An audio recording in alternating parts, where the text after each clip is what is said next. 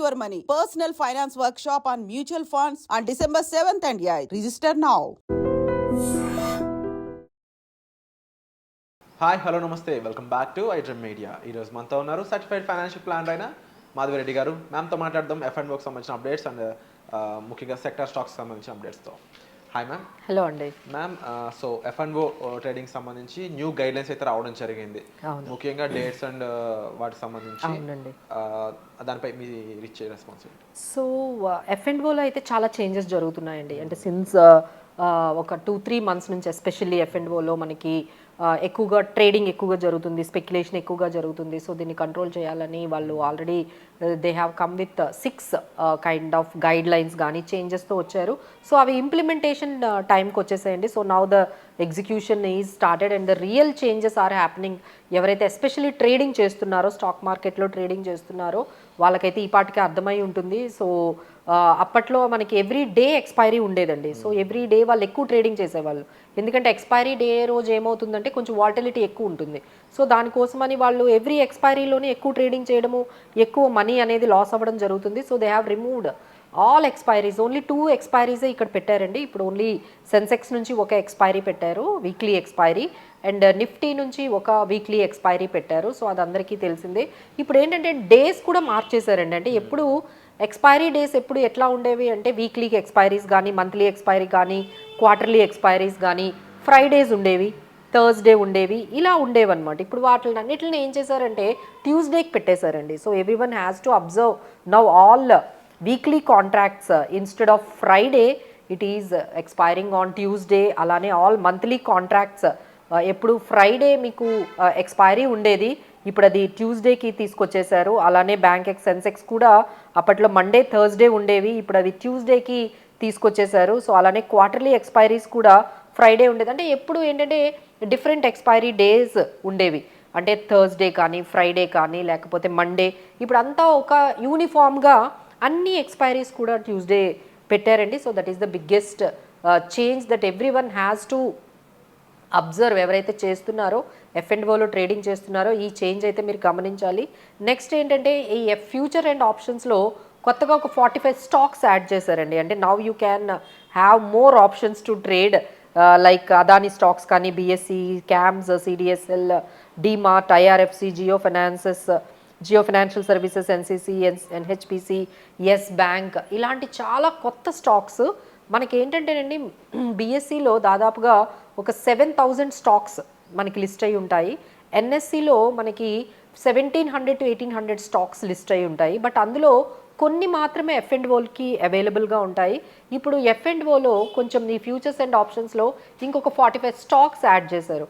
So now you have more options to do they. ఒకవైపు ఏమో అసలు సెబీ ఏం చేస్తుందో అర్థం కావట్లేదండి. ఒకవైపు ట్రేడింగ్ చేయొద్దు ఇవన్నీ అంటున్నారు, ఒకవైపు ఏమో మీ ముందు ఇంకొన్ని ఆప్షన్స్ ఎదురుగా ఇంకొన్ని స్టాక్స్ పెట్టి మీరు ట్రేడింగ్ చేయండి అంటున్నారు. సో మద్యపానం ఆరోగ్యాన్ని నిషేధం అంటారు, కొత్త బ్రాండ్స్ అన్ని.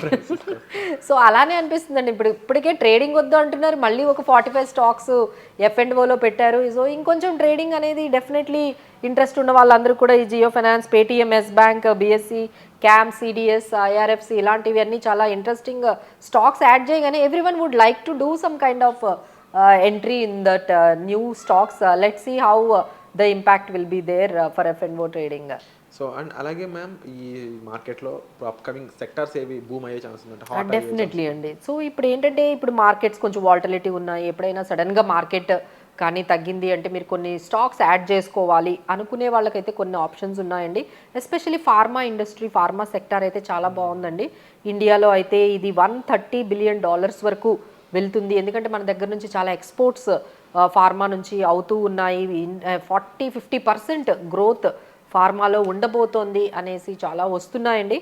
సో దాన్ని బట్టి మీరు సన్ ఫార్మా కానీ, సిప్లా, టొరంటోస్, డివీస్ ల్యాబ్ ఇలాంటి కొన్ని ఫార్మా స్టాక్స్ని అయితే మీరు యాడ్ చేసుకోవచ్చు. అలానే ఐటీ స్టాక్స్, అంటే ట్రంప్ ఎప్పుడైతే వచ్చారో కొంచెం ఐటీ స్టాక్స్ మళ్ళీ కొంచెం మూమెంట్ అనేది కనిపిస్తోంది. అలానే ఇప్పుడు ఎప్పుడైతే డాలర్ స్ట్రెంథనింగ్ అవుతూ ఉందో ఐటీ కంపెనీస్కి చాలా పాజిటివ్ అండి, ఎందుకంటే వాళ్ళ ప్రాజెక్ట్స్ అన్నీ కూడా యూఎస్లో మనకి ఉంటాయి కాబట్టి వాళ్ళకి పేమెంట్ అంతా కూడా యూఎస్ డాలర్స్లో అవుతుంది. So when ever dollar is increasing IT stocks అన్నిటికి కూడా పాజిటివ్ అనేది అవుతుంది. సో ఇలా ఐటీ స్టాక్స్ మనం చూసుకున్నట్లయితే ఇన్ఫోసిస్, టీసీఎస్, హెచ్సిఎల్, టెక్ మహేంద్ర ఇలాంటివన్నీ ఐటీ స్టాక్స్ కూడా కొంచెం మనం పెట్టొచ్చు. సో ఫైనల్గా మనం సెక్టార్స్ అన్నీ చూసుకుంటే ఫార్మా కానీ banking and financial services looking very interesting అండి. ఇన్సూరెన్స్లో కూడా కొన్ని చేంజెస్ తీసుకొస్తున్నారంటే అప్పట్లో ఇన్సూరెన్స్లో ఎఫ్డిఐ 74% అలౌ చేసేవాళ్ళు, ఇప్పుడు 100% ఎఫ్డిఐ అనేది అలౌ చేస్తున్నారు. అలానే ఇప్పుడు కొంచెం డిపాజిట్స్ కూడా పెరిగాయండి. అంటే మార్కెట్లో ఈ వాల్టిలిటీ ఉందనో, ఇక గోల్డ్ ఇంకా కొనలేమనో, రియల్ ఎస్టేట్ కూడా చాలా కాస్ట్లీ ఉందనో తెలియదు, అందరూ కొంచెం బ్యాంకుల్లో డిపాజిట్స్ అయితే కొంచెం పెంచినట్టుగా గవర్నమెంట్ ఆర్బీఐ నుంచి అయితే వచ్చింది. డిపాజిట్స్ అయితే ఇప్పుడు ఎఫ్డీస్లో బాగా పెడుతున్నారు అనేది. సో దానివల్ల కూడా మనం బ్యాంకింగ్ అండ్ ఫైనాన్షియల్ సర్వీసెస్ ఇండస్ట్రీలో అయితే కొంచెం పాజిటివ్గా వెళ్ళొచ్చు. అలానే chemical sectors and reality sectors also very good అండి. సో ఎవరైనా ఇన్వెస్ట్మెంట్స్ చేసుకోవాలి అనుకుంటే like pharma, BFSI, chemicals and రియాలిటీలో అయితే పెట్టుకోవచ్చు. అండ్ అలాగే మేము ముఖ్యంగా ఈ సెక్టర్స్ చూసుకున్నప్పుడు ఏమవుతుందంటే రైట్ నో ఇప్పుడున్న మార్కెట్ సిచ్యువేషన్స్లో మీరు అన్నారు బ్యాంకింగ్లో ఎక్కువ వెళ్తుంది, ఎఫ్డీకి వెళ్తున్నారని చెప్పేసి.